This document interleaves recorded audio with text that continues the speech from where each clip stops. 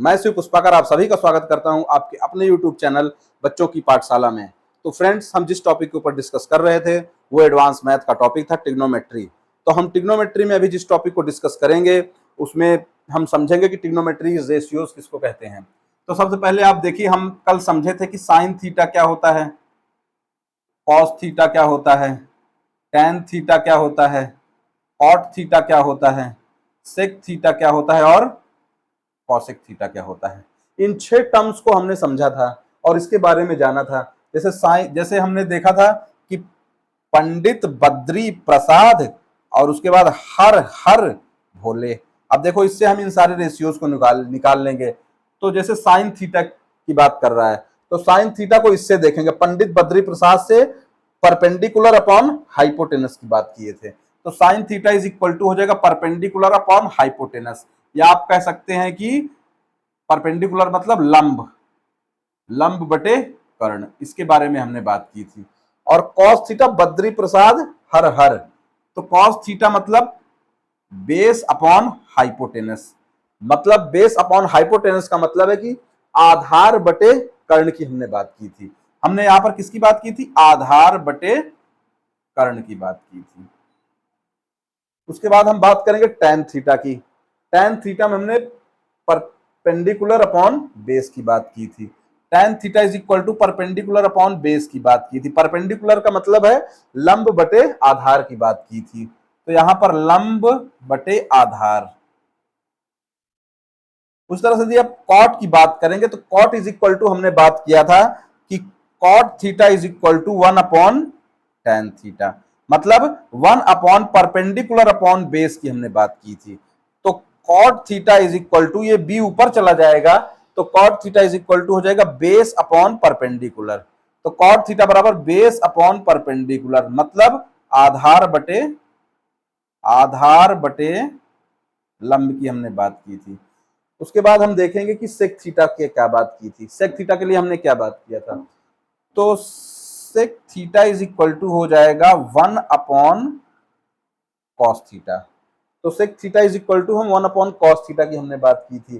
तो 1 upon cos theta का मतलब है 1 upon base upon hypotenuse. Hypotenuse ऊपर चला जाएगा तो हाइपोटेनस अपॉन बेस हो जाएगा, इसकी बात की थी। तो ये हमारा हो जाएगा sec theta is equal to हो जाएगा हाइपोटेनस अपॉन बेस, मतलब कि कर्ण बटे आधार की बात की थी हमने।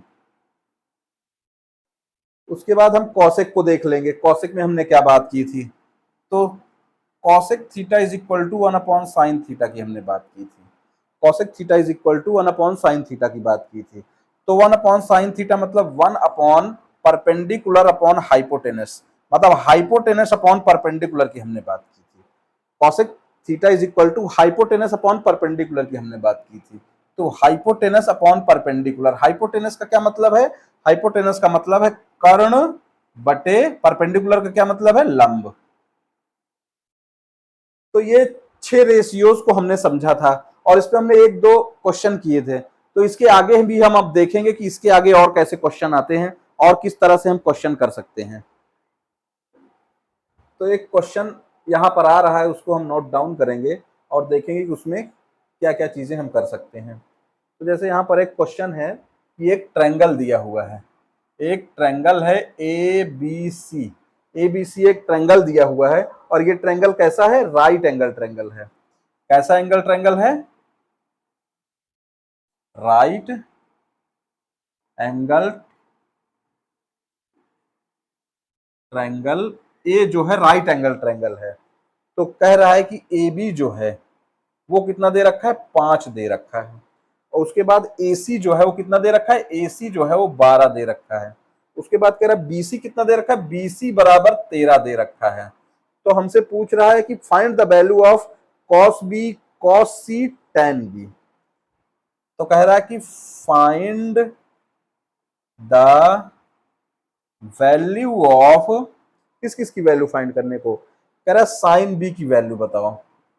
साइन B की क्या वैल्यू होगी? उसके बाद कह रहा है कि cos C की वैल्यू बताओ। cos C की क्या वैल्यू होगी? उसके बाद पूछ रहा है tan B की वैल्यू बताओ।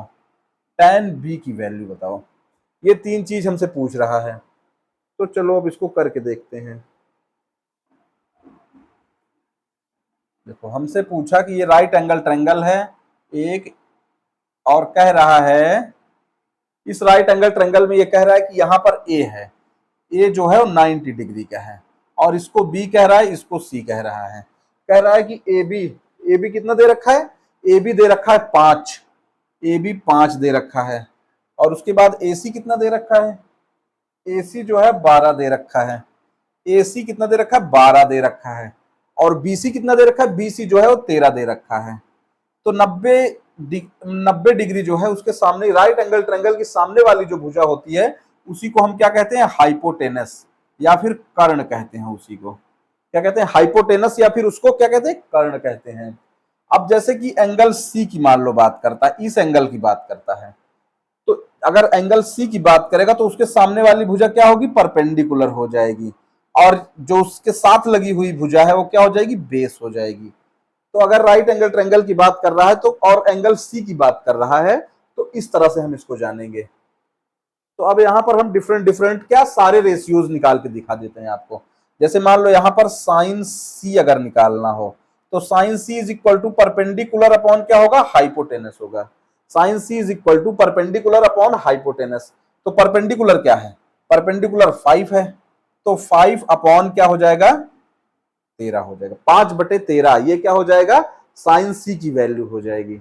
उसके बाद हम देखेंगे कि कॉस सी की वैल्यू, यदि हमसे कोई पूछ ले कॉस सी की वैल्यू, कॉस इस ये सी है, इसके लिए कॉस सी की वैल्यू क्या होगी, तो इसके लिए आप जान लीजिए cos C is equal to होता है बेस अपॉन हाइपोटेनस।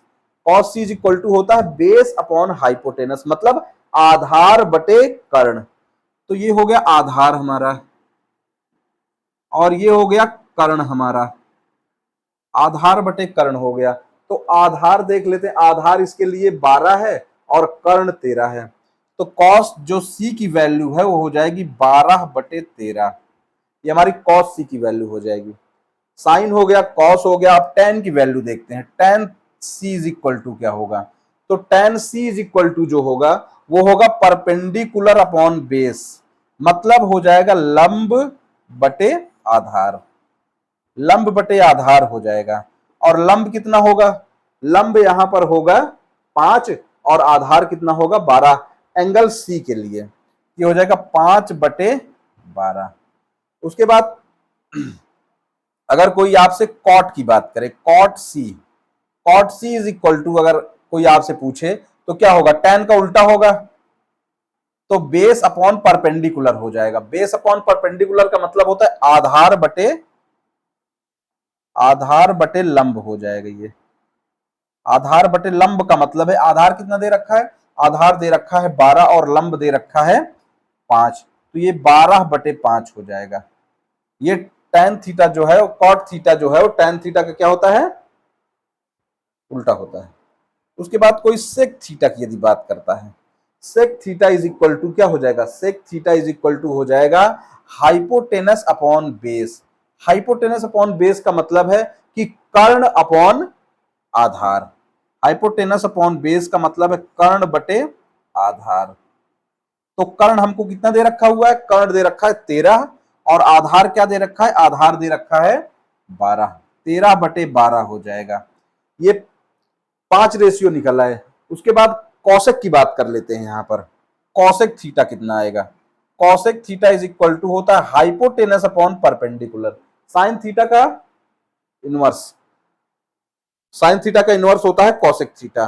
तो हाइपोटेनस अपॉन परपेंडिकुलर का मतलब है कि ये है कर्ण बटे परपेंडिकुलर मतलब लंब, कर्ण बटे लंब, कर्ण 13 दे रखा है और लंब 5 दे रखा है, 13/5। तो ये 6 के 6 रेशियोज आपके आ गए एंगल सी के लिए। यदि एंगल सी की बात करता है और उसके रिस्पेक्ट में पूछता है इन सबको, तो उनको निकालने का ये तरीका है। अब इसी क्वेश्चन में यदि बी के रिस्पेक्ट में पूछता है तो हम बी के रिस्पेक्ट में देख लेते हैं कि बी के रिस्पेक्ट में यदि पूछता है तो क्या आने वाला है। ये तो हमारा हो गया सी के रिस्पेक्ट में। अब इसी क्वेश्चन को यदि बी के रिस्पेक्ट में मान लो पूछता है, तो कर्ण तो हमारा चेंज होने वाला नहीं, जो हाइपोटेनस है वो हमारा चेंज होने वाला नहीं है, लेकिन हमारा ये परपेंडिकुलर और बेस जो है ये चेंज हो जाएगा। अब देखो जैसे ये एंगल बी की बात करेगा, यदि ये एंगल बी की बात करेगा तो इसके सामने की जो भुजा होगी इसको हम परपेंडिकुलर मान लेंगे, मतलब लंब मान लेंगे।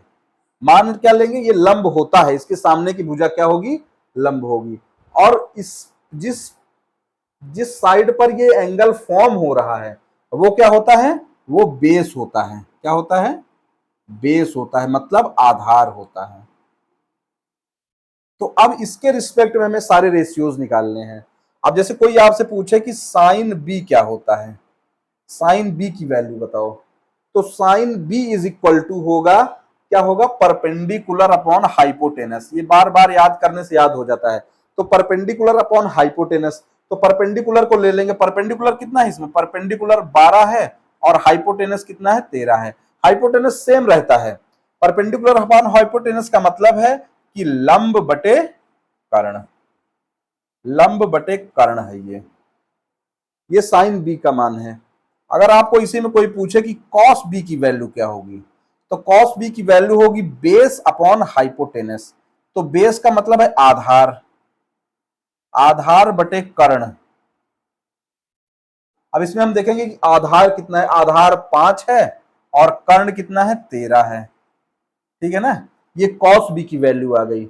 अब यदि इसी में आपसे कोई पूछे कि tan बी की वैल्यू क्या होगी, tan बी की वैल्यू बताइए, तो tan बी की वैल्यू के लिए आप देखेंगे कि होता है परपेंडिकुलर अपॉन बेस, मतलब आपका हो जाएगा कि लंब बटे आधार। अब लंब बटे आधार में आप देख लीजिए, परपेंडिकुलर अपॉन बेस का मतलब है लंब बटे आधार। तो लंब कितना है इसमें, लंब इसमें 12 है और आधार कितना है, 5 है। ये tan की वैल्यू हो गई। उसके बाद अब cot की वैल्यू देखते हैं कि cot b की वैल्यू क्या होगी। cot b की वैल्यू मतलब b एंगल के रिस्पेक्ट में सारी वैल्यूज निकाली जा रही हैं। तो cot b की जो वैल्यू होगी वो बेस अपॉन परपेंडिकुलर होता है, मतलब कि आधार बटे क्या होगा, आधार बटे लंब होगा। तो आधार आपको 5 दे रखा है, लंब आपको 12 दे रखा है। अब उसके बाद यदि इसी में कोई आपसे सेक की वैल्यू पूछता है कि सेक बी की वैल्यू क्या होगी, तो सेक बी की वैल्यू जो होगी वो होगी हाइपोटेनस अपॉन बेस, मतलब कि आपका होगा कर्ण अपॉन आधार। कर्ण अपॉन आधार का मतलब है कि आपका 13/5 की बात कर रहा है। तो ये आपकी सेक बी की वैल्यू हो जाएगी। यदि इसी में आपको आपसे कोई पूछे कि कॉसेक बी की वैल्यू क्या होगी, तो कॉसेक बी की वैल्यू जो होगी वो होगी हाइपोटेनस अपॉन परपेंडिकुलर। तो हाइपोटेनस का मतलब है कर्ण और परपेंडिकुलर का मतलब है लंब। तो कर्ण अपॉन लंब कितना होगा, तो कर्ण 13 दे रखा है और लंब आपका 12 दे रखा है, तो 13/12। तो ये सारी रेशियोज हैं जो साइन, कॉस, टैन, कॉट, सेक और कॉसेक के फॉर्म में इस एंगल से निकाले जा सकते हैं। तो इसमें यही दो चीज पूछ सकता है। तो ये क्वेश्चन आप लोगों को बहुत आसानी से समझ में आ गया होगा। अब इसी तरह और क्वेश्चंस को देखते हैं कि और क्वेश्चन कैसे करेंगे हम।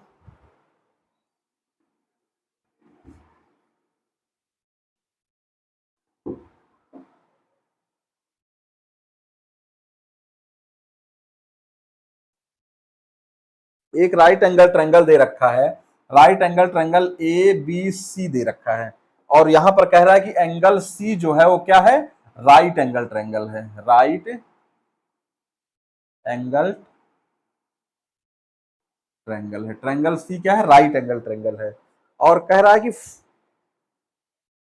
tan tan ए की वैल्यू दे रखा है, tan A is equal to 1 दे रखा है।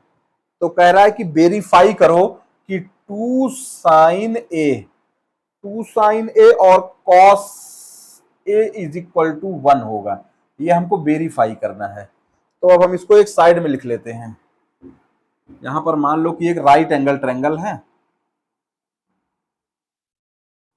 ये सी है 90 डिग्री, ये क्या है, सी है 90 डिग्री, और आपको दे रखा है ए बी सी, ए बी सी ये दे रखा हुआ है, और tan ए की वैल्यू दे रखा है। कह रहा है कि tan A is equal to 1, तो मतलब 1/1 tan ए दे रखा है। और वेरीफाई करना है 2 sin a cos a is equal to 1, ये हमें क्या करना है, वेरीफाई करना है कि 2 sin a cos a is equal to 1। अब देखो इसमें कैसे, ये tan a है, tan a इसके रिस्पेक्ट में बात करेगा तो tan थीटा बराबर आपको पता है कि बेस अपॉन होता है, क्या होता है वो, परपेंडिकुलर अपॉन क्या होता है, बेस होता है। tan थीटा क्या होता है, परपेंडिकुलर अपॉन बेस होता है। तो परपेंडिकुलर इसके रिस्पेक्ट में ये परपेंडिकुलर हो गया और ये बेस हो गया, ये एक और ये एक। तो हम पाइथागोरस प्रमेय देखेंगे तो हाइपोटेनस इज इक्वल टू होगा अंडर रूट के अंदर 1 का स्क्वायर प्लस 1 का स्क्वायर, तो अंडर रूट 2 होगा ये। तो अंडर रूट 2 आ गया हमारा क्या, हाइपोटेनस। हाइपोटेनस हमारा अंडर रूट 2 आ गया। और उसके बाद देखो, उसके बाद क्या करना है हमें, उसके बाद हमें साइन ए निकाल लेना है। Sine A is equal to हो जाएगा, sine A is equal to क्या हो जाएगा, परपेंडिकुलर अपॉन हाइपोटेनस। तो परपेंडिकुलर हमारा कितना है, परपेंडिकुलर हमारा 1 है और हाइपोटेनस कितना है, रूट 2 है, तो 1 अपॉन रूट 2 हो गया। उसके बाद कॉस ए निकाल लेंगे, cos A is equal to हो जाएगा बेस अपॉन हाइपोटेनस, ये भी 1 अपॉन रूट 2 हो जाएगा, ठीक है ना। अब इसको यहां पर पुट कर देंगे, 2 साइन ए कॉस ए, तो 2 into 1 upon root 2 into 1 upon root 2, तो ये 2 अपॉन 2 हो जाएगा, ये कट जाएगा, 1 आ जाएगा। तो left hand side is equal to right hand side. देखो दोनों वेरीफाई हो गए, हमने इसको उठाया और इसको वेरीफाई कर दिया, तो ये हमारा वेरीफाई हो गया। इस तरह का भी क्वेश्चन हमारे पेपर में या किसी भी एग्जाम में पूछा जाता है, तो आप इस तरह से इसको निकाल सकते हैं। ऐसे और बहुत सारे क्वेश्चंस हैं जो हम बहुत आसानी से कर लेते हैं।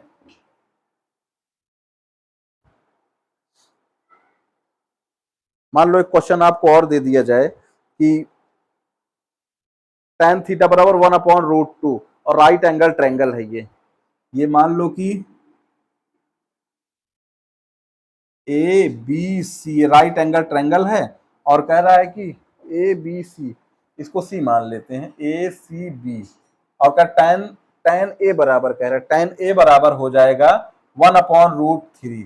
तो मतलब ये एंगल ए है, इसके रिस्पेक्ट में 1 अपॉन रूट 3, मतलब ये 1 है, परपेंडिकुलर अपॉन बेस होता है, तो परपेंडिकुलर 1 हो जाएगा और ये रूट 3 हो जाएगा। तो उसके बाद आपसे क्या पूछा जा रहा है,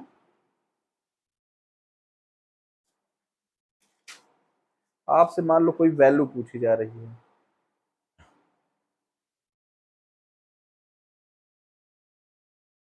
आपसे पूछा जाए कि मान लो इसका हाइपोटेनस बताइए, तो हाइपोटेनस निकालने के लिए आप सोचिए कि ये हो जाएगा परपेंडिकुलर अपॉन बेस।